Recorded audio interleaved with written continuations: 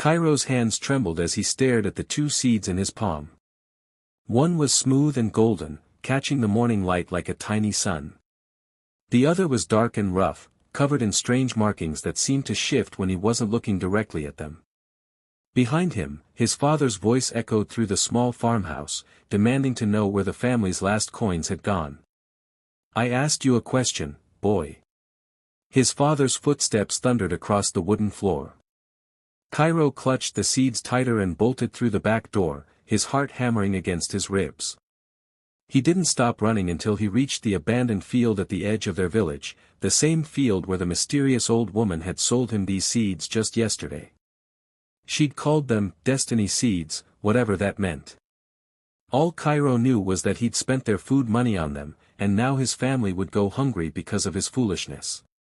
He collapsed against a twisted oak tree, gasping for breath.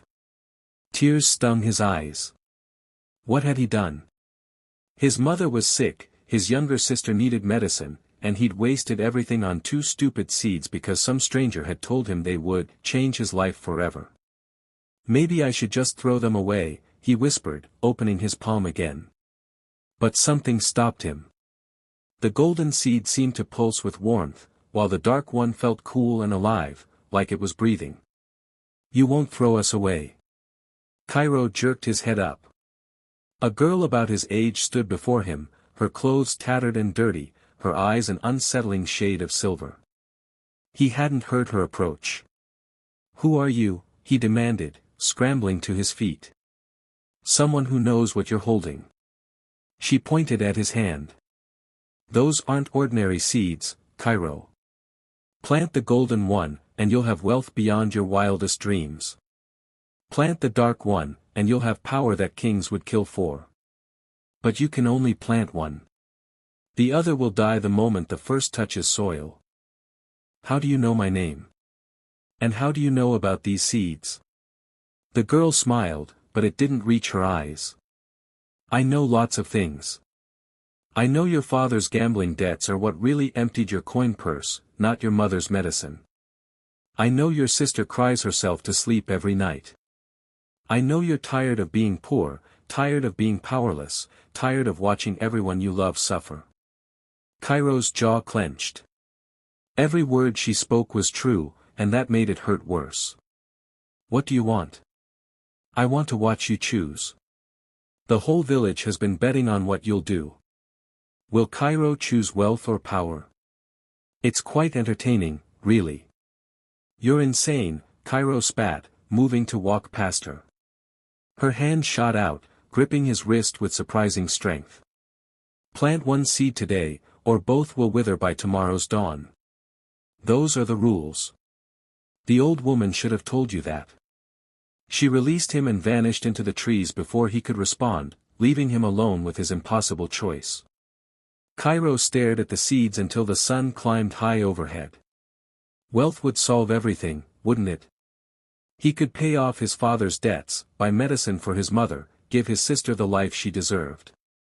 But power, the girl had said, power that kings would kill for. With power, he could protect his family from men like his father, could make sure they never went hungry again, could change everything. "You look troubled, young one." Kairo spun around. An elderly man with kind eyes and a walking stick approached, his movements slow but steady. This time, Kairo had heard the footsteps. "Please, no more strangers with cryptic advice," Kairo muttered. The old man chuckled. "I'm just a farmer, been working these fields for 60 years.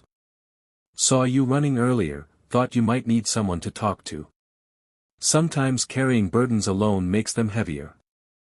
Something about the man's gentle tone made Kairo's defenses crumble. Before he knew it, he was explaining everything, the seeds, his family's situation, the impossible choice, even the strange girl's words. The old man listened without interrupting, nodding occasionally. When Kairo finished, he was quiet for a long moment. "My grandson made a choice like yours once," the old man finally said. "Not with magic seeds, mind you, but a choice between two paths. He chose power, became a soldier, rose through the ranks, became captain of the city guard. Had more influence than anyone in 3 provinces. That sounds like he chose well, Kairo said. Does it? The old man's eyes grew distant. He had power, yes. But power made him paranoid. He saw threats everywhere. Turned on his friends, his family. Last I heard, he lives alone in a fortress, surrounded by guards, trusting no one. He has everything and nothing. Kairo swallowed hard. And if he'd chosen differently? Who can say? Maybe he'd be poor and happy. Maybe poor and miserable. The truth is, boy, no seed, magic or otherwise, can plant a good life for you. That takes work, sacrifice, and heart. These seeds you're holding? They're shortcuts. And shortcuts always have a cost. But I need help now, Kairo protested. My family is suffering now. I can't just work hard and hope things get better someday. They need me to do something. The old man nodded slowly. That's the cruel part of life, isn't it? Sometimes the people we love need us to be more than we are. But magic has rules, and those rules are usually written in suffering. If these seeds are real, truly real, then someone paid a price to create them. And someone will pay a price to use them. He stood up, joints creaking. Whatever you decide, young Kairo, make sure it's your choice, not your father's, not your family's, not some mysterious girl's. Yours. Because you're the one who'll have to live with it. The old man walked away, leaving Kairo more confused than before. As evening approached, Kairo remained in the field. His stomach growled with hunger, but he ignored it. He kept turning the seeds over in his hands, feeling their weight, their texture, their strangeness. The golden seed grew warmer as the sun set, while the dark seed grew colder. It was as if they were alive, reacting to the world around them. Choose wealth, a voice whispered from the golden seed, though Kairo couldn't be sure if he was hearing it or imagining it. Think of your mother's smile when you buy her medicine. Think of your sister's laughter when she has new clothes. Think of the relief in your father's eyes when his debts are paid. Choose power, another voice hissed from the dark seed. Think of never being vulnerable again. Think of protecting everyone you love. Think of making the world bend to your will instead of breaking you. Kairo pressed his palms against his eyes. Both voices made sense. Both offered him a way out of his nightmare. But the old farmer's words echoed in his mind, shortcuts always have a cost. What cost? Kairo shouted into the empty field. What's the price? As if in answer, the strange girl materialized again, this time sitting on a low branch of the oak tree. The golden seed will give you wealth, she said matter-of-factly. But every coin you earn from it will come from someone else's loss. You'll prosper while others suffer. You'll see the faces of those who paid for your comfort in your dreams. Kairo's blood ran cold. And the dark seed? The dark seed grants power, but power consumes. You'll grow stronger, but everyone around you will grow weaker. Your family will wither while you flourish. You'll have the strength to protect them, but they'll become shadows of themselves, dependent on you for everything. That's not a choice. Kairo exploded. That's a curse either way. Now you're beginning to understand, the girl said softly, and for the first time, her expression showed something like sympathy. The old woman who sold you these seeds? She was testing you. Testing your character. Most people, when faced with this choice, plant one of the seeds immediately. They don't ask questions, don't consider consequences. They just want the easy answer. So what am I supposed to do? Let them both die. Go home to my family with nothing? The girl jumped down from the branch, landing silently. There's a third option, Kairo. One that only 3 people in history have ever figured out. But it's the hardest path of all. Kairo's eyes widened. Tell me. Plant them both, at the exact same moment, in the exact same spot. The seeds will merge, their powers will cancel each other out, and you'll receive something else entirely.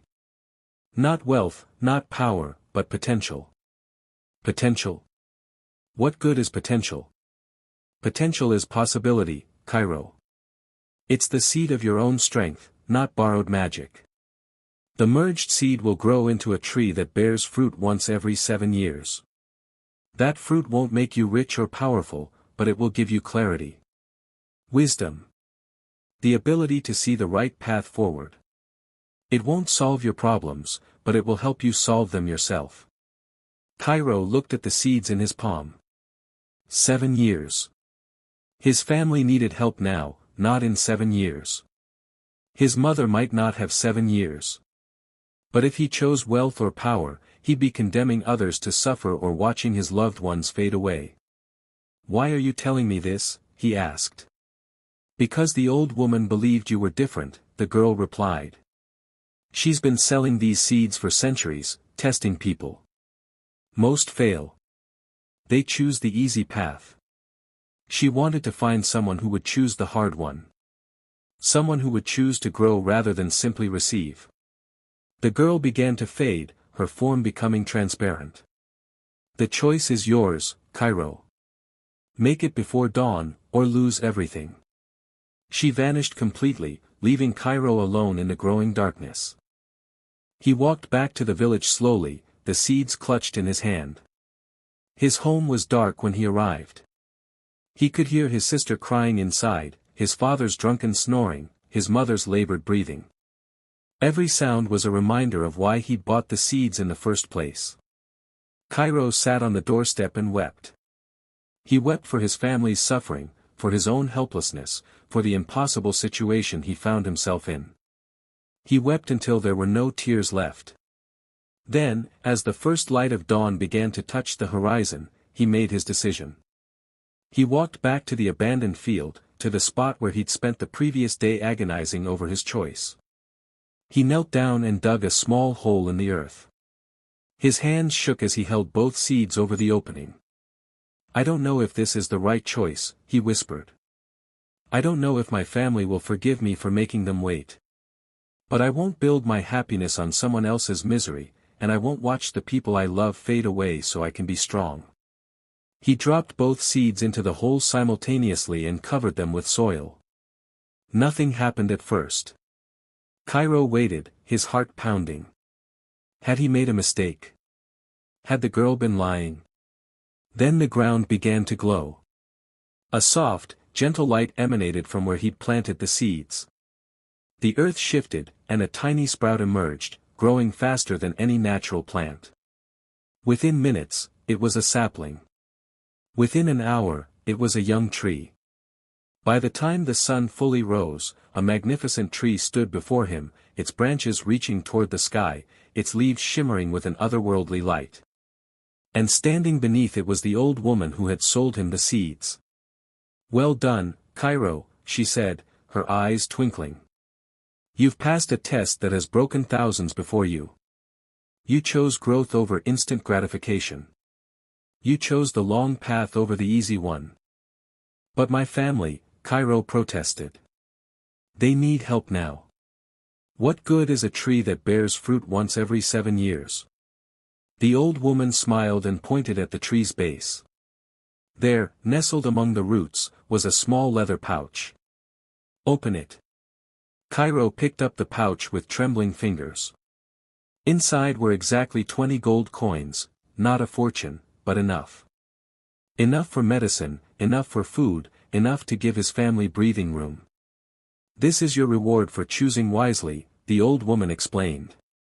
"The real magic of the seeds isn't wealth or power. It's showing people who they truly are. You proved you have character, Kairo. Character is worth more than any magic I could give you." "And the tree?" Kairo asked. "The tree is your legacy. In 7 years, when it bears fruit, you'll eat it and gain the wisdom to see your next right step. Then 7 years after that, and 7 years after that. This tree will guide your family for generations, but it will never make your choices for you. It will only help you see clearly." The old woman began to walk away, but Kairo called after her. "Wait. Who are you really? She turned back, her form beginning to shimmer and change, becoming younger, older, shifting like water. I am the guardian of potential, Kairo. I plant seeds in the hearts of humanity and wait to see what grows. Most people choose shortcuts. You chose to grow. Don't ever forget that. She disappeared, leaving Kairo alone with his tree and his small pouch of gold. He ran home, his heart lighter than it had been in months.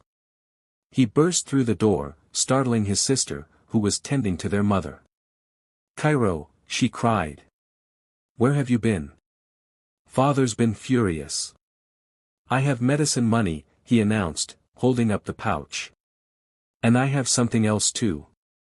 Hope. His mother opened her eyes weakly. Where did you get this money, son? Kairo knelt beside her bed and took her hand.